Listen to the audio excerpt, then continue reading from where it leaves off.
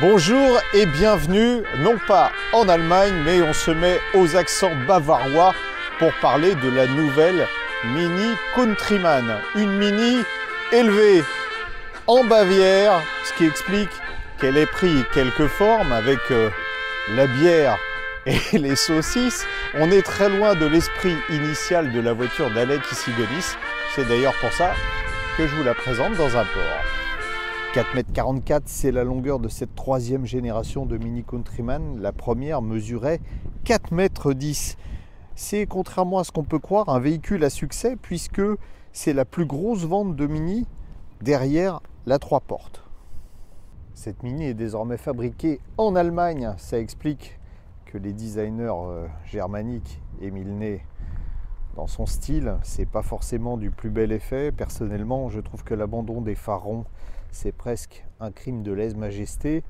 Et puis vous allez voir à l'arrière, une Mini à l'origine, c'était une voiture avec les roues aux 4 coins. Et désormais, on a un grand porte-à-faux derrière, ce qui peut sembler un peu déséquilibré. Je ne suis pas un grand fan du style pour tout vous dire. L'avantage de ces formes plantureuses, c'est que pour une fois sur une Mini, on a un coffre digne de ce nom. Il fait 450 litres, on dépassera même les 500 litres sur les versions qui n'ont pas de micro-hybridation. Pourquoi je vous parle d'hybridation? Parce que sur cette version de la Countryman, on a un système hybride 48 volts qui marie un petit moteur essence 3 cylindres de 156 chevaux à un petit moteur électrique qui est intégré à la boîte DKG7, donc boîte robotisée à 7 rapports. Ce petit moteur électrique sous 48 volts apporte quand même 55 Nm et 20 chevaux, ce qui permet d'avoir une puissance totale de 170 chevaux. Et vous allez voir que ça marche quand même pas mal. En devenant un vrai SUV, la Mini adopte leur code, c'est-à-dire une garde au sol un peu plus importante et puis des roues généreuses. Ici, en option, on a du 19 pouces. Vous verrez que ça a une incidence sur le confort quand même. Elle est vraiment généreuse, la Mini bavaroise, puisque aux places arrière, eh bien, on pourra caser 3 adultes avec un espace aux jambes qui est assez généreux et une garde au toit importante. Si la ligne a pu en surprendre certains, c'est surtout l'intérieur qui fait débat, puisque Mini a décidé de tout, alors simplifier, c'est même pas le mot, puisque vous n'avez plus aucune instrumentation à part ce grand écran circulaire central. Dans ce grand ménage, hélas, la qualité des matériaux a quelque peu été oubliée, avec un textile, c'est du polyester recyclé, pas forcément du plus bel effet, et puis des plastiques. Alors attendez, ça fait vraiment très bas de gamme. Les petits basculeurs que j'aimais tant ont tous disparu. Bon, il reste quand même quelques commandes physiques ici.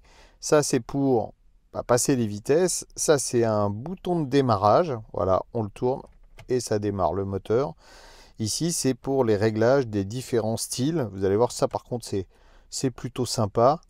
Et puis là, on a quelques touches directes ici pour éliminer, par exemple, les aides à la conduite en quelques opérations seulement.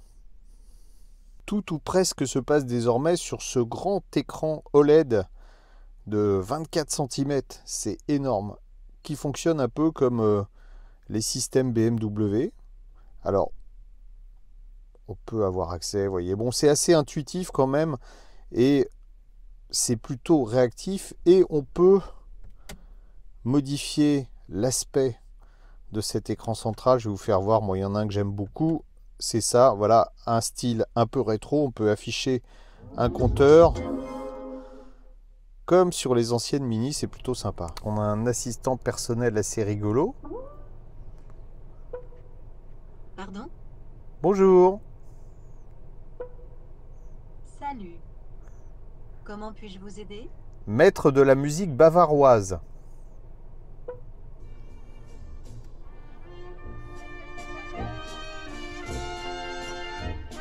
Et ça marche. Bon, je vais vous épargner ça. Il y a un petit bouton physique quand même pour baisser le volume, voilà. Ce qui est discutable aussi, c'est la politique d'options de Mini. Aujourd'hui, vous avez non plus des options individuelles, mais des packs. Et si par exemple vous voulez prendre l'affichage tête haute qui est absolument indispensable pour ne pas quitter la route des yeux, sinon quand vous avez le GPS d'afficher, la vitesse se met en tout petit. Ici c'est presque dangereux, et bien vous devez avoir recours à un pack d'options. Notre pack L est vendu, écoutez bien, 7580 €. Il est certes très complet avec une chaîne hi-fi Harman Kardon, un volant chauffant, des sièges chauffants. Vous avez aussi, alors ça c'est en option, les expériences dont je vous ai parlé tout à l'heure, la expérience mini, c'est compris dans le pack, donc ça n'est pas livré en série. Bref, si vous voulez une voiture un petit peu équipée, va falloir casser votre tirelire. Il n'y a plus de cuir dans les Mini, c'est du cuir artificiel sur les sièges avant, mais c'est vrai que il est très doux au toucher et c'est plutôt confortable. Quand on se met au volant, la première impression c'est « Oh la vache !» Ça a évidemment un rapport avec le gabarit de l'auto. Autrefois, on montait dans une Mini avec un chausse-pied, on faisait corps avec la voiture. Et là, quand on monte dedans, d'un coup, on se dit « Waouh !» On est au volant, en fait, pas d'un camion. On est au volant d'un SUV, tout ce qu'il y a de classique. On est dans une Mini avec une position plus haute, ça va sans doute plaire aux femmes qui aiment bien les positions surélevées, mais pour tout le reste, ça n'a plus rien à voir avec les sensations d'une Mini. Ah si, il y en a quand même une qui demeure, c'est que la suspension reste relativement ferme. Alors attention, c'est plus tape-cul comme les premières Mini, c'est ferme mais pas inconfortable. Je suis agréablement surpris par la douceur de conduite de la voiture en revanche. La direction a une bonne consistance, elle est relativement légère, on sent bien la route.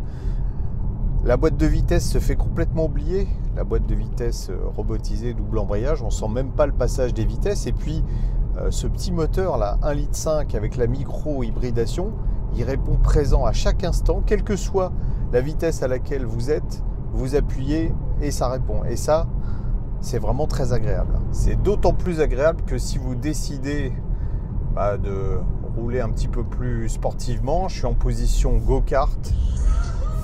Voilà. Et là, ce petit moteur fait preuve vraiment de beaucoup de tempérament. Ça marche bien. Et puis, le châssis est irréprochable. La route est pourtant gramouillée. Vous voyez, ça prend pas de roulis. Malgré le poids de la voiture, on est à 1760 kg. On est loin des Mini d'antan. On prend pas autant de plaisir.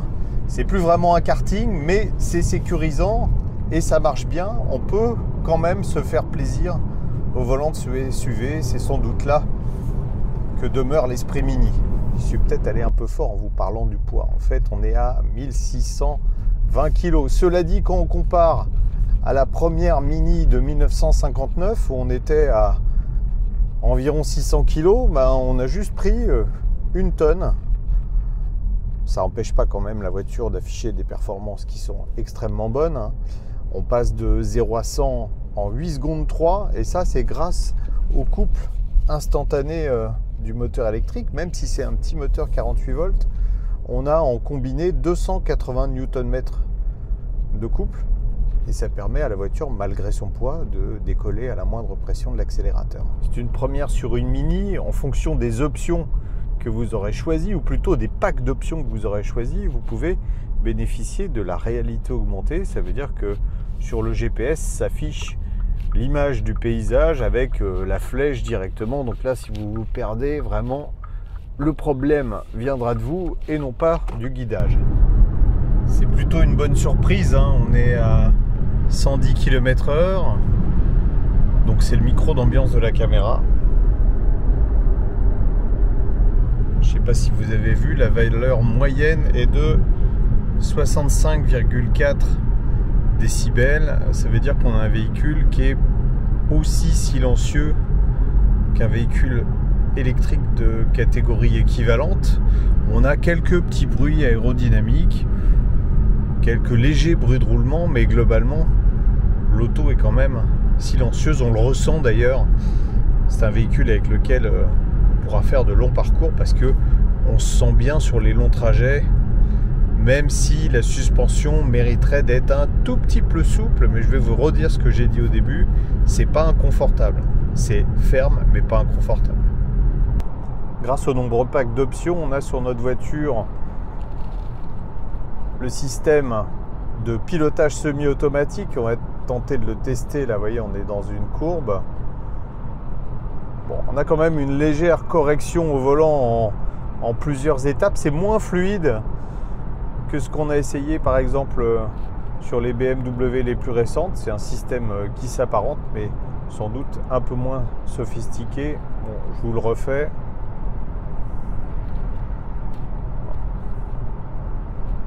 Avec un volant capacitif, il suffit de poser la main pour que la voiture reconnaisse que vous êtes toujours là. Certes, on n'a pas fait d'autoroute à 130, mais vous le voyez affiché en gros là. On a fait 230 km, on a consommé 6,5 litres au 100. J'ai quand même fait quelques petites accélérations. Donc un moteur qui tient ses promesses. Non seulement il est très agréable à utiliser, il est presque élastique, et en plus, il consomme peu. Cette Mini Countryman de 3e génération, c'est l'exact opposé de la Mini d'origine. La première Mini, elle était sexy, elle plaisait, on lui pardonnait tout. Celle-là, c'est vrai que j'ai un peu plus de mal avec son physique, que ce soit extérieur ou que ce soit la présentation intérieure. En revanche, quand on apprend à la connaître, elle peut séduire. Elle peut séduire par ses qualités routières, par ce moteur avec une hybridation légère 48 volts qui est à la fois tonique et relativement économique en carburant. Et puis c'est la première Mini avec laquelle vous pourrez partir en vacances sans oublier tous les bagages et le chien. En revanche, là il y a un aspect sur lequel elle fera absolument l'unanimité, c'est le tarif, et ça va sans doute pas être dans le bon sens puisque la version de base est facturée 40 000 €, et dès qu'on rajoute quelques packs d'options, on en a 2 sur notre véhicule, ça fait grimper l'addition de 10 000 €. On est donc à 50 000 €. Et quand le constructeur dit que cette Mini Countryman est montée en gamme, c'est sans doute ça qu'il exprime, et je suis pas sûr que ce soit vraiment une qualité.